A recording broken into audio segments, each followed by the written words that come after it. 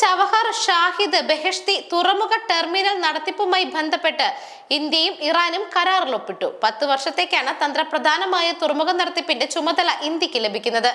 ഇതാദ്യമായിട്ടാണ് ഒരു വിദേശ തുറമുഖത്തിന്റെ നടത്തിപ്പ് ഇന്ത്യ ഏറ്റെടുക്കുന്നത്. ഇന്ത്യ, ഇറാൻ, അഫ്ഗാനിസ്ഥാൻ ത്രികക്ഷി വ്യാപാരത്തിനും വാണിജ്യത്തിനും തുറമുഖം സഹായമാകുമെന്ന് കേന്ദ്ര തുറമുഖ മന്ത്രാലയം പത്രക്കുറിപ്പിൽ വ്യക്തമാക്കി.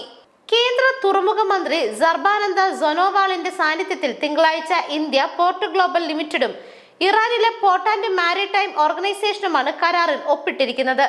ഇറാനിൽ നടന്ന ചടങ്ങിൽ ഇറാൻ റോഡ് നഗരവികസന മന്ത്രി മെഹർസാദ് ബസർപാഷും പങ്കെടുത്തു. ഇറാനെതിരായ അമേരിക്കൻ ഉപരോധം ചവഹർ തുറമുഖത്തിന്റെ വികസനം മന്ദഗതിയിലാക്കിയിരുന്നു.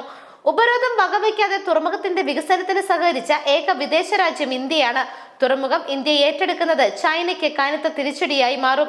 ചൈന പാക് സാമ്പത്തിക ഇടനാഴിയെയും അറബിക്കടലിൽ ചൈനയുടെ സാന്നിധ്യത്തെയും നേരിടാൻ ചവഹർ തുറമുഖം ഇന്ത്യക്ക് ഗുണം ചെയ്യും. അറബിക്കടലിൽ സാന്നിധ്യം ശക്തമാക്കുക ലക്ഷ്യമിട്ടാണ് പാകിസ്ഥാനിലെ ഗ്വാദർ തുറമുഖത്തിന്റെ വികസനം ചൈന ഏറ്റെടുത്തത്.